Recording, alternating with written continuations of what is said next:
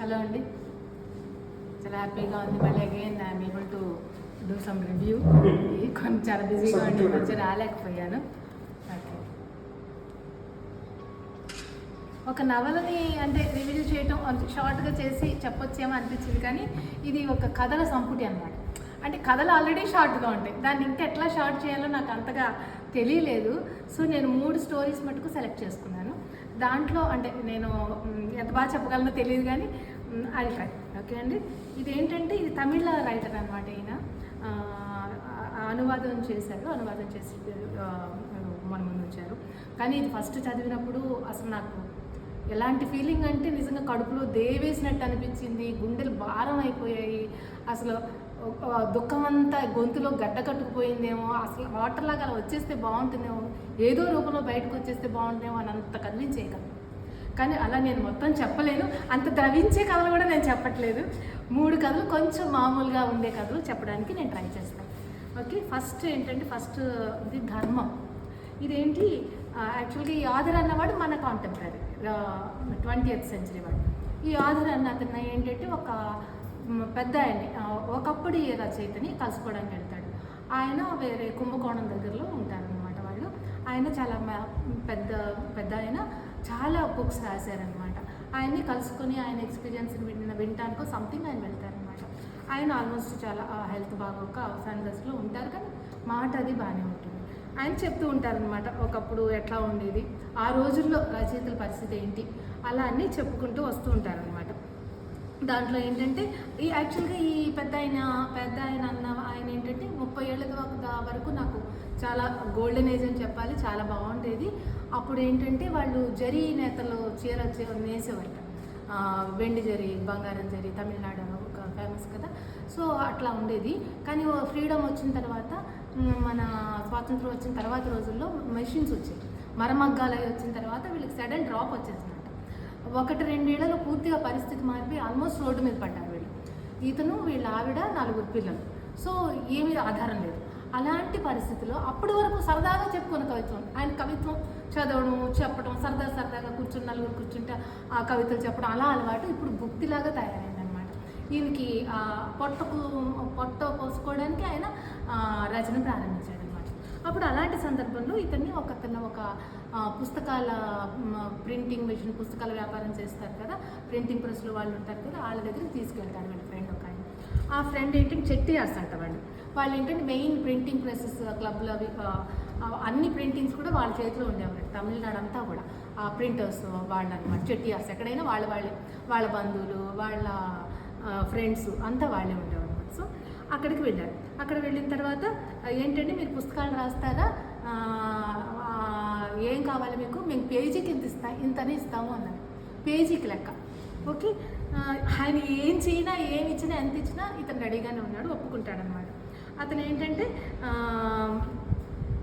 సరే అయితే నెలకి ఎన్ని రాసేవారంటే నెలకి 1-2 నవల్స్ రాసేవాడంట. ఏంటంటే నెలకి 2 నవల్స్ అంటే చాలా పెద్ద విషయం కదా, ఎట్లా రాసేవారంటే ఏమో నా అవసరం అట్లా రాయించింది అంటే నవలకి ఎంత ఇచ్చేవారు అన్నమాట. నవలకి యాక్చువల్గా అయితే కనుక ఆయన పేజీకి ఎంత అని చెప్పారు, కానీ మొత్తానికి వచ్చేసరికి నా చేతిలో 30 రూపాయలు పెట్టేవారు. అంటే ఒక నవల 30 రూపాయలకి రాసేవారని ఆశ్చర్యపోయాడు. అంటే అవును, ఏం చేస్తాము, అప్పట్లో ప్యూన్కి జీతం 100 రూపాయలు వచ్చేదట. అంత మంచి నవలు రాసిన ఆయన 30 రూపాయలు వచ్చేవారు. సో అలా ఉండేదన్నమాట పరిస్థితి. ఆ 30 కూడా 5-10 అలా అప్పుడు ఇప్పుడు అలా వచ్చేవారు. మొత్తం కలిపి 20-30 చేతిలో పెట్టేవారు. అంత ఘోరమైన పరిస్థితులు. అప్పుడు రాసి ఆయన నవల ఇప్పటికీ కూడా ముద్రణ అవుతానే ఉందట. 20 ముద్రణలు అయ్యాయంట, 20 ఎడిషన్స్ వచ్చాయంటే ఆ పుస్తకాలు ప్రింట్ చేసిన వాళ్ళకి, వ్యాపారం చేసిన వాళ్ళకి 3 లక్షలు సంపాదించారు. ఈయన 30 రూపాయలు వచ్చింది ఒక్కసారి. మళ్ళీ తర్వాత ప్రింట్ చేసిన తర్వాత వచ్చాయంటే అబ్బాయి అలాంటివి ఏం లేవండి అని. అంటే అలాంటి పరిస్థితులు అన్నాడు. అది అలా చెప్తుండగా ఆ పక్కన ఆయన ఫ్రెండ్ అసలు విషయం చెప్పు, ఆ సంఘటన చెప్పు అన్నాడు. అంటే ఎందుకు లేరా అంటాడు. ఏంటి చెప్పండి అంటే, సరే అయితే నా జీవితంలో ఒక పెద్ద సంఘటన చెప్తాను, నా జీవితం పట్ల నా యాటిట్యూడ్ మారిపోయింది ఆ సంఘటనతో అని చెప్తాడు. సరే ఒకసారి ఏమైందంటే, ఒకరోజు ఆ రోజుల్లో ఏంటంటే ఫ్రీడమ్ వచ్చిన తర్వాత స్కూల్ పుస్తకాలకు మంచి గిరాకీ ఉండేదంట. అప్పుడు గవర్నమెంట్ కూడా ఏంటంటే ఈ ఫ్రీడమ్ ఫైటర్స్, నాయకులు, రాజకీయ నాయకులు వీళ్ళందరి గురించి కూడా పుస్తకాలు రాయమని చెప్పారు. బుక్స్ ప్రింట్ చేసి పిల్లలకి పాఠ్యాంశాల కింద కానీ లైబ్రరీలో కానీ అవైలబుల్గా ఉంచండి అని చెప్పి ఆర్డర్స్ వచ్చాయంట. సరే ప్రింటింగ్ ప్రెస్ వాళ్ళందరూ కూడా వెంటనే బుక్స్ తయారు చేసేయాలని ఆడవాళ్ళు పడ్డారు. మంచి వ్యాపారం కదా మేడం. సో ఇతను పిలిచి రాస్తావా అని.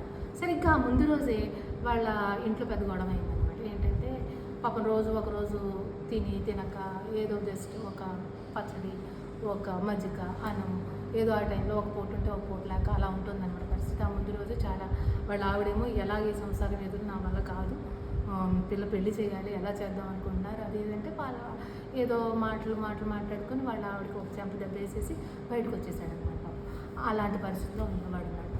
అప్పుడు వీళ్ళు పిలిస్తే వెంటనే వెళ్ళి ఏంటి రాస్తావా అంటే 100 పుస్తకాలు రాయాలి అని చెప్పి అన్నాడు. అంటే 100 పుస్తకాలు నేను రాసేస్తానన్నాడు. 100 పుస్తకాలు రాసేస్తావా నువ్వంటే రాసేస్తాను అన్నాడు.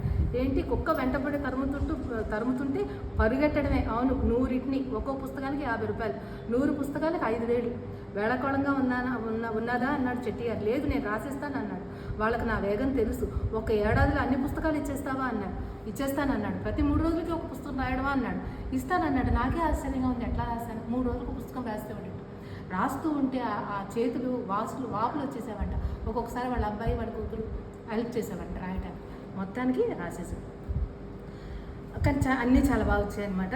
చివరి పుస్తకం రాసేసరికి ఫస్ట్ బుక్ ముద్రణకి ఫస్ట్ ఎడిషన్ వచ్చేసింది ఆల్రెడీ. సో అయిపోయింది కదా. సో అప్పుడు ఏమైంది, డబ్బులు ఇవ్వాలన్నమాట. ఓకే, అప్పుడు ఏమైంది, సరే ఇతను అప్పుడప్పుడు అడపా ఇతని దగ్గర చేబదులు తీసుకుంటారు కదా, తీసుకోగా కొంత డబ్బులు ఉన్నాయన్నమాట. అడపా తీసుకున్నది పోగా మిగిలిన డబ్బంతా వాళ్ళ దగ్గరే ఉంచాను. మన చేతిలోకి వస్తే దరిద్ర దేవతకి పూజలు చేయడానికి, నైవేద్యాలు పెట్టడానికే సరిపోతుంది. అంటే వాళ్ళ దరిద్రం గురించి అంటే అలా వర్ణించుకున్నాడు. దరిద్ర దేవతలకి పూజలు చేయడానికి, నైవేద్యాలు పెట్టడానికే సరిపోతుంది. ఇంచుమించుగా 3,000 రూపాయలు చెట్టిగారి దగ్గర ఉండింది. దాన్ని నమ్ముకుని ఇతను కూతురు పెళ్ళి చేద్దామని అనుకున్నాడు. సరే చేతులు తాంబూలం పళ్ళెం పట్టుకుని చెట్టిగారి దగ్గరికి వెళ్ళాడు. శుభకార్యం పెట్టుకున్నానంటే 3,000 ఇవ్వండి అన్నాడు. అంటే 3,000 ఏమవుతున్నారండి, బుక్ రాయడానికి 3,000 అని రివర్స్లో ఆ చెట్టిగారు అన్నాడు. నేను సరదాగా ఆట పట్టిస్తున్నాడేమో అనుకున్నాను. కొంతసేపటి తర్వాత అర్థమైంది నిజంగానే అంటున్నాడని. అప్పుడు దాకా 5 రూపాయలు 10 రూపాయలు ఇవ్వడానికి అలవాటు పడినటువంటి చెట్టిగారు ఒక్కసారిగా 3,000 ఇవ్వాలంటే అతనికి ఆ 3,000 ఇవ్వడం అన్న దాన్ని జీర్ణించుకోలేకపోయాడు ఆ ఓనర్ అనమాట. అయితే అప్పటికే మీరు రాసిన 100 పుస్తకాలు అమ్ముకుపోతున్నాయి కదండి అని అన్నాడు. అంటే అయితే అందులో వచ్చిన లాభాలతో నేను తింటున్నానంటావా అని చెప్పేసి అన్నాడు. నిజంగా చూస్తే అంగడి నిండా కూడా వీళ్ళ పుస్తకాలే ఉన్నాయి. ఓకే, అప్పటికే ఆ లాభాలతో ఆ అంగడి ట్రిపుల్గా విస్తరించి 4 ఇంతలు అయింది. తిరుచిలో బంగ్లా కట్టాడు, ఊళ్ళో పొలం గట్రా కొన్నాడు. అయితే వాటిని పక్కన పెట్టేసి నాకు 1,00,000 రూపాయలు అప్పు ఉంది అన్నాడు. పంచదార చిలకలు పేర్చినట్టు రకరకాల వారీగా పుస్తకాలు వచ్చేసి గోడౌన్ అంతా కట్టలుగా పేర్చి ఉన్నాడు. అంతా నెలల్లో సొమ్ములా మారిపోద్ది. వ్యాపారంలో పెట్టుబడి పెట్టాలంటే అప్పు తప్పనిసరే కదా. అయితే కూడగొట్టుకున్న ఈ సొమ్ము ఆయనకు అంత పడలేదు. అప్పు గురించే మాట్లాడుతున్నాడు. స్వామి నా కొట్టకండి అని బతిమలాడాను. నా కళల్లో నీళ్లు తిరిగాయి. నా బిడ్డ జీవితాన్ని నాశనం చేయకండి అని కాళ్ళు పట్టుకున్నాను. చెట్టిగారు బెదిరించుకున్నాడు. నన్ను ఏమన్నా ఎర్రోళ్ళు అనుకున్నావా, కాళ్ళు పట్టుకుంటే కరిగిపోవడానికి అని చెప్పి మొత్తానికి అన్ని రకాల తిట్టారు. ఇతను తోడు వాళ్ళ తమ్ముడు కూడా వచ్చాడు. ఇద్దరు తిట్టి కొట్టి కొట్టు బయటికి విసిరేశారు. వీడికి ఏం చేయాలో తెలియలేదు, అలాగే ఉండిపోయాడు. 8ంటికి కొట్టు కట్టేశారు. రాత్రి అంతా అక్కడే నుంచున్నారు. ఎలా నుంచున్నానో ఎందుకు నుంచున్నానో కూడా తెలియలేదు. సరే పొద్దున్న రాత్రంతా అలాగే ఉన్నాడు. పొద్దున్న మళ్ళీ చెట్టిగారు ఆల్రెడీ కొట్టు తెరవడానికి వచ్చాడు. అక్కడే ఉన్నాడు. ఎరా నీ సిగ్గు లేదా, నువ్వు వెళ్ళావని చెప్పేసి గల్లా పెట్టి దగ్గర 1 రూపాయి తీసుకొచ్చి, నువ్వు అన్నం తింటున్నావా ఇంకేమైనా తింటున్నావా, నీకు అర్థం అవ్వట్లేదు, నీకు చావు ఎక్కడన్నా పడి అంటే నేను నిజంగా నాకు ఇంకో దారి లేదు, నాకు ఎక్కడన్నా విషయం తిని చావాల్సిందంటే అది విషయం కొనుక్కొని చావు అని చెప్పి 1 రూపాయి మీద పడేశాడు అనమాట. అప్పుడు అలాగ అంటే మతిపోయినట్టు ఇలా నిలబడ్డాడనమాట. ఇంక పూనకం వచ్చేసినట్టు అయిపోయింది. సరే అలా 1 రూపాయి పట్టుకొని పూనకం వచ్చేసినట్టు బయలుదేరిపోయాడు. ఎక్కడికి వెళ్ళాడు, సరిగ్గా చెట్టిగారి ఇంటికి వెళ్ళాడు. చెట్టిగారి ఇంట్లో పెద్ద చెట్టిగారి భార్య అడుగు మీద కూర్చుని పక్కింటి పాపకి ఇడ్లీ తినిపిస్తున్నట్ట. ఆమె ముందు నిలబడి చేతులు జోడించారు. ఏంటి కవి గారు ఇలా వచ్చారు అని. ఆవిడకి ఏం తెలియదు, అక్షరాలు కూడబలుకొని చదవడం మాత్రమే వచ్చు. నేను జోడించిన చేతులు తీయకుండా నేను జరిగిందంతా చెప్పాను. ఆమెతో చెప్పి చెట్టిగారికి చెప్పించాలనే వెళ్ళాను. కానీ చెప్తున్న కొద్దీ నాలో ఏదో ఒక ఉద్రేకం పొంగుకుంటూ వచ్చింది. ఒళ్ళంతా అగ్ని సెగలు ఎగిసిపోతున్నట్టు, చేతులు కాళ్ళు జ్వాలలాగా కదులుతున్నట్టు అనిపించింది. నేను సరస్వతి కటాక్షం కలిగిన వాడిని అన్నప్పుడు నాలో ప్రళయ రుద్రుడు ప్రవేశించినట్టు పూనకం వచ్చేసింది. నా గొంతు పై స్థాయికి వెళ్ళిపోయింది. అప్పుడు నా నోట్లో వచ్చిన మాటలన్నీ ఎక్కడి నుంచి పుట్టాయో నాకు ఇప్పుడు ఇప్పటికీ తెలియదు. అలా మాట్లాడానా నేను అన్నది నాకు ఈ రోజుకి ఆశ్చర్యమే. నా పొట్ట కొట్టేసిన మీరు మీ పిల్లలు బతకరు, ఒకవేళ బతికితే సాక్షాత్తు ఆ సరస్వతీదేవి వ్యభిచారి అని అర్థం అని చెప్తూనే పెన్ను తీసి ఒక పద్యం రాసి ఆమె ప్లేట్లో ఇడ్లీ తీసి ఆ కాగితానికి రాసి అది తీసి వాళ్ళ ఇంటి గోడకు అంటించి వచ్చేసాను. నా కాళ్ళు తడబడ్డాయి. ఆ తర్వాత నా చేతి వాచి అమ్మేసి అక్కడ దొరుకుతున్న సారా తాగి విపరీతంగా తాగేసి వాళ్ళ ఇంటికి వెళ్ళి అది పడిపోయాడు. చచ్చిపోయానేమో అనుకున్నాను నేను. నాకేదో మగతగా తెలుస్తుంది, ఎవరో వచ్చిపోతున్నారు. మా ఆవిడేమో బావిలో దూకడానికి పరిగెట్టింది, అందరూ లేపుతున్నా, నేను లేవట్లేదు, అవును నేను చచ్చిపోయాను. అబ్బా చావు ఇంత హ్యాపీగా ఉంటుందా, నాకు ఇంకే సమస్యలు లేవు అని అనుకుంటున్నాను. ఆ తర్వాత అప్పుడు తెలిసిందనమాట. అప్పుడు ఏం జరిగిందంటే వీడు మెలకు వచ్చిన తర్వాత వేరే వాళ్ళు చెప్తే తెలిసిందంట. ఆ చెట్టియారమ్మ వాళ్ళ ఆవిడ వెళ్ళింది కదా, ఆవిడ ఉన్న పళ్ళాన్న పరిగెట్టుకుంటూ చెదిరిపోతున్న చీరలో విరబోసుకున్న జుట్టుతో నేరుగా కొట్టు ముందుకెళ్ళి నిల్చుందంట. నిల్చుని కవిగారి బాకి పైసాతో సహా ఇప్పటికిప్పుడే చెల్లించమని పంతం పట్టిందట. తలుచుకుంటేనే ఒళ్ళు వణికిపోతుంది. అలా ఎలా చేసిందో.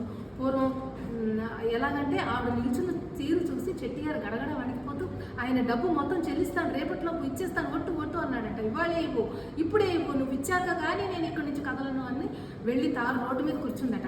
ఆవిడది నిగనిగలాడే నల్లని రంగు, భారీ ఆకారం, 4 పెట్టు ఉంటుంది, పసుపు రాసుకున్న మొహం, నాణెమంత పెద్ద కుంకుమ బొట్టు, నల్లని నుదుట మండి నిప్పు కణకలా ఉందట బొట్టు, మెడలో మందపాటి మంగళసూత్రం, విరగబూసిన దిరిసెన పూలు వేలాడుతున్నట్టు అందులో బిళ్ళలు, పూసలు, మణులు, స్వయంగా గుడిలోని అమ్మోరు తల్లి లేచి వచ్చి కూడల్లో వెలిసినట్టుగా కూర్చుందంట.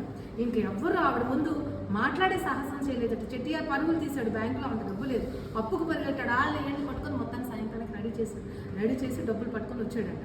వచ్చి వీడింటికి వచ్చాడంట. వీడి సమంలో పడున్నాడు కదా పాపం. వాళ్ళ ఆవిడ కాళ్ళ మీద పడి, నా వంశాన్ని నాశనం చేయొద్దని మీ భర్తతో చెప్పమ్మా, నా ఇంటి ఇలవైపు కులదేవత ఇప్పుడు వీధిలో కూర్చొని ఉంది, నీ డబ్బంతా వడ్డీతో సహా ఇక్కడ ఉందని చెప్పి ఏడుస్తూ వచ్చి ట్యాక్సీలో తిరిగి వెళ్ళాడట. నేరుగా భార్య ముందు నిలబడి అంగవస్త్రాన్ని నడుముకు చుట్టుకొని, నా కులదైవమ్మ లేవమ్మ, నేను చేయవలసినంతా చేసేసాను తల్లి అని మొరబెట్టుకున్నాడంట. 4 మనుషులు ఆమె పట్టి లేపారట. చీర లంగాతో పాటు చర్మం కూడా తారుకు అంటుకుపోయింది. అలా ఆడ తెచ్చేదాకా ఎడలో నిలిచిపోయిందంట ఆవిడ. సరే, నాకు ఆ దృశ్యం అంతా స్పష్టంగా కళ్ళ ముందు కనిపిస్తుంది అనమాట. అప్పుడు మొత్తాన్ని తర్వాత పెళ్ళంతా చేసేసారు. పెళ్ళంతా సజావుగా జరిగింది, అంత బాగా అయిపోయింది. తర్వాత ఒక 10 రోజులు అయిన తర్వాత ఇతనిలో పశ్చాత్తాపం వచ్చేసింది. ఏంటి ఇలా చేశాను, నేను ఎందుకు ఇలా చేశాను, ఇలా సత్పించడం ఏంటి, అక్కడ పద్యం చెప్పడం ఏంటి, ఆవిడ వచ్చి ఆవిడ అలా కూర్చోవడం ఏంటి, ఎలాగా అని చెప్పేసి ఏదో ఒకటి వాళ్ళ క్షమాపణ చెప్పుకోవడానికి వెళ్ళాలని మళ్ళీ వెంటకి పెట్టాను. ఇంటికి వెళ్ళేసరికి ఇంట్లోకి అడుగు పెట్టగానే ఆవిడ వచ్చింది. చెట్టియారమ్మ వచ్చి, కవిగారు మీ నోటితో మా వంశాన్ని దీవించి ఒక పద్యం పాడండి, మేము చేసిన తప్పును క్షమించండి, లక్ష్మి వస్తుంది వెళుతుంది, సరస్వతి 7 జన్మల పద్దు చూసి కానీ కటాక్షించదు అంటారు. మీరు పెద్దవారు, పండితులు, నా ఇంటి వాకిటి కళ్ళనీళ్ళు పెట్టుకున్నారు. ఆ పాపపు మరక మా మీద అంటుకోకుండా ఉండాలంటే మళ్ళీ మీ మాటలే మమ్మల్ని రక్షించాలి అని వేడుకుంది. ఆమె మాటలకు నేను నివ్వెరపోయాను. బంగారు నాణాలను ఏంచి పెట్టినట్టు, ముత్యాలను కూర్చున్నట్టు తడబడకుండా వెతుక్కోకుండా మాట్లాడుతున్నారు ఆవిడ. మనము ఉన్నాం దేనికి, ఒక పంక్తి రాయాలంటే 4 సార్లు రాసి కొట్టి దిద్ది చూసుకుంటాం. సరస్వతి కటాక్షం అంటే ఏంటి అని నా మనసులో అనుమానం వచ్చింది. ఆ తర్వాత నాకు చెయ్యి కాళ్ళు ఆడలేదు, ఏమి రాయాలో తెలియలేదు. అలా ఉండిపోయాను ఆవిడ ముందు. ఆవిడ కాళ్ళ మట్టలు చూస్తుండగా సడన్గా స్ఫురించింది. ఒక కాగితం మీద పద్యం రాశాడంటే అప్పటికప్పుడు. ఆ పద్యం నిజంగా ఇప్పుడు గుర్తులేదు అని చెప్తాను. లాస్ట్ 2 పాదాలు మాత్రం గుర్తున్నాయి. మట్టిల కాంతి చిమ్మగా మేనంతయు పసిడి దీపంబు వలే చెట్టియార్ కులపాలిక మును జన్మ నోము ఫలము అని లాస్ట్ పంక్తి మాట అది గుర్తుంది నాకు. అది చెప్పేసి ఆవిడ కాగితం ఇచ్చేసరికి ఆవిడ చాలా సంతోషపెట్టి ఆవిడ పట్టు చేపపరిచి వెండి పళ్ళెల్లో భోజనం పెట్టి తానే వడ్డించి ఒక తాంబూలం పల్లెల్లో బంగారం నాణ్యాలు 500 రూపాయల డబ్బులు ఉంచి అతనికి మమ్మల్ని క్షమించండి, మా పిల్లల్ని ఆశీర్వదించండి అని పంపించింది. అప్పుడు నుంచి నేను కొత్త జన్మ పొందాను అనిపించింది నాకు. నిజంగా అప్పుడు వాక్కుకు అంత శక్తి ఉందని అర్థమైంది. ఆ వాక్ అన్నది ఒక బాణం లాంటిది. వచ్చేటప్పుడు దాని పవర్ 1 ఉండొచ్చు, వదిలి వెళ్ళిన తర్వాత దాని పవర్ 100, ఇంకా వెళ్ళిన తర్వాత 1000 రూపాయలుగా అయిపోతుంది అని చెప్పంటే, అరం అని ఊరికనే అన్నారా అన్నయ్య అన్నాడు స్వామి నాకు. అరం అనేటువంటి అరం పాడడం అని ఇంతకుముందు కవులకి ఎప్పుడో ప్రాచీన కాలంలో ఒక పవర్ ఉండేదట. అంటే రాజులు ఏమైనా అన్యాయం వాళ్ళకి చేస్తే వాళ్ళు అరం పాడేవారట. అంటే ఒక పద్యం అన్నమాట, ఒక శాపంలాగా అరం పాడితే వాళ్ళు నాశనం అయిపోయేవారట ఆ రాజు. అందుకని దడుచుకునేవారట. అందుకే కదా అరం అన్నారని ఊరికే అన్నారా అని అన్నయ్య అని పక్కన ఫ్రెండ్ అన్నాడు. కానీ ధర్మం మన తరపున ఉంటే దండించి తీరుతుంది అని చెప్పేసి అని ఆ పెద్ద ఆయన అలా అని, అవును కానీ అరం ఉండింది ఆవిడలో కదా అని అన్నాడు. అంటే ఆవిడలో ధర్మాన్ని చూశాడు. ఆవిడకి అనిపించింది ఇతను మా ఆయన అన్యాయం చేశాడు ఆ పండితులకి, సో డెఫినెట్గా ఆయన రెక్టిఫై చేసుకోవాలని ధర్మం పట్టుకుని నిలబడి ఆవిడ నిలబడింది కదా, ఆ ధర్మం ఆవిడలో ఉంది కదా అని మనకి ముగింపిస్తాడు అనమాట. సో అంటే కదిలించేసింది అనమాట అతను ఆ పండితుడిని, అతని యొక్క పరిస్థితిని ఎక్స్ప్లాయిట్ చేయడానికి ట్రై చేశాడు, ఎగ్గొట్టడానికి చూశాడు. అంటే ఒకప్పుడు పేజీకి ఇంతనివ్వడం, నవలు రాస్తే 30 రూపాయలు ఇవ్వడం, ఇవన్నీ మనం ఊహించలేం. అంటే లక్షలు కోట్లు సంపాదించారు, కానీ వీళ్ళకి దక్కేది ఇది. అప్పట్లో అలా ఉండేది. మరి తర్వాత కొంచెం బెటర్ అయి ఉంటుంది. మళ్ళీ ఇప్పుడు కూడా ఆ రోజులు వచ్చేసాయి.